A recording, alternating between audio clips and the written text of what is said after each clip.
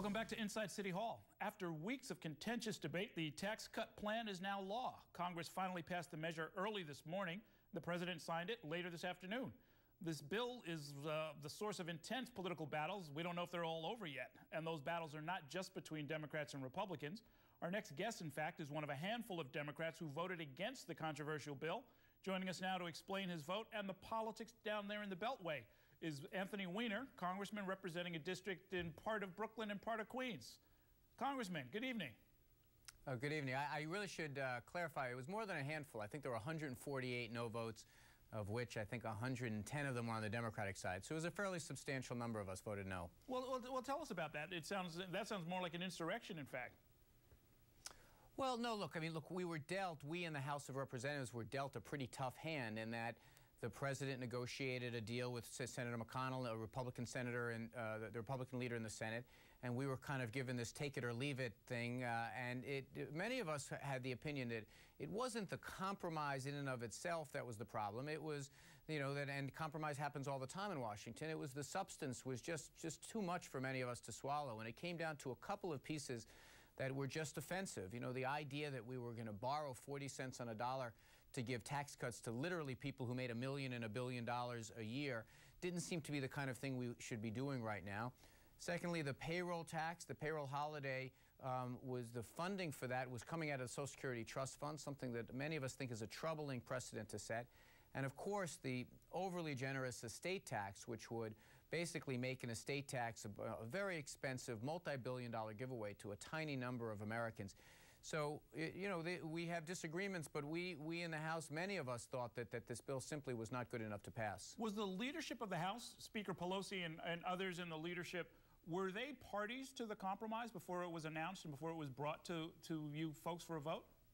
It's a fascinating, not very well told story that in fact they weren't. What had happened is that we in the House had decided that we wanted to go on record saying we supported tax cuts only for the middle class and those struggling to make it $250,000 and below. And as a result, what the White House essentially said, well, your negotiators won't be part of this discussion. And it was really worked out just with Senator McConnell, Vice President Biden, a couple of officials from the White House.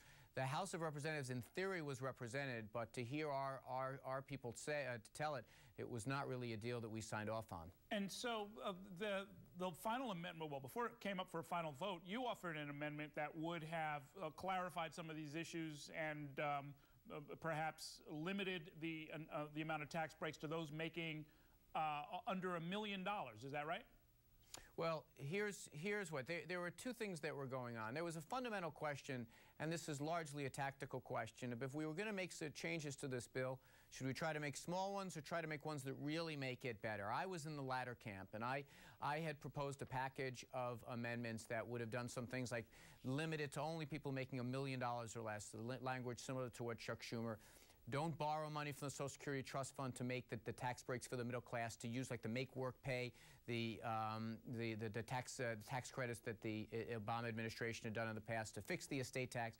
But at the end of the day, what we had decided to do is to offer one narrow amendment, just fixing the most offensive part of this, which was the estate tax, by bringing it down to the level that it was in 2009, which is still very generous. Even that was defeated.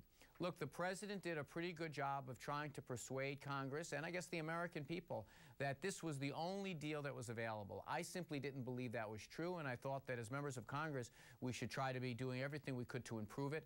But at the end of the day, it passed over my objections. The metaphor that the president used was a hostage situation, that the Republicans, in effect, by voting in lockstep, by keeping party discipline, were holding lower-income Americans, working and middle-class Americans, hostage to their desire to see things like the estate tax change and so forth. Do you accept that picture, and that his metaphor, in fact, meant that if you want to help those people at the lower end of the scale, you're going to have to give up something at the higher end of the scale? Well, I might have disagreed with the product that the president came up with and the compromise he worked out, but he's absolutely right about how irresponsible the Republicans were. They literally said, we will not even consider any piece of legislation, not just the tax piece, we wouldn't consider any other piece of legislation until the tax cuts for the very well-to-do were extended. And that put the president in a difficult spot. He had to make a decision about how to proceed, and now, that included literally people making hundreds and hundreds of millions of dollars. To put it in context for your viewers, someone who makes $1 million is going to get a $116,000 tax cut under this plan. And we're going to borrow 40% of that from the Chinese. It just is an irresponsible thing to do, but the Republicans insisted upon it as a condition of going forward. And what makes me most worried is there's no reason to believe they won't do this again and again and again. That's why after I voted, I basically said the inverse, what the president said. I said, I don't think we should negotiate with hostage takers. We should have taken this fight to the country, where I think our position was the strong one. Do you think that the folks, to use your example, who get $116,000 back, regardless of how that tax relief was paid for, do you think that money is going to do some good in the economy? Will it actually help create jobs and so forth? Well, there is, I mean, I don't believe that tax cuts, except those that are targeted to the middle class and those struggling to make it, are particularly good stimulators of the economy. Just because we know from reading studies, we know when the very well-to-do get additional money, it very rarely goes to buy a set of tires down at the auto parts store, or go buy a dress down on Avenue U. That's not generally where that money goes. It goes and sits in savings, so it doesn't stimulate very much. The best stimulus is infrastructure, direct infrastructure, because that not only creates jobs, but it also leaves you something at the end of the day: a new bridge, a new road, a new roof on a school. I don't believe that tax cuts are a particularly good stimulator, but I do believe, given the burden that the middle class is under, I do want to give the middle class and those struggling to make it a tax break. I just believe that giving millionaires and billionaires tax breaks is not particularly useful. Let's talk politics for just a minute. The president is believed to be, of course, getting ready for his 2012 re-election bid, and the general consensus seems to be that this compromise is going to do him some good, that it moves him more toward the center.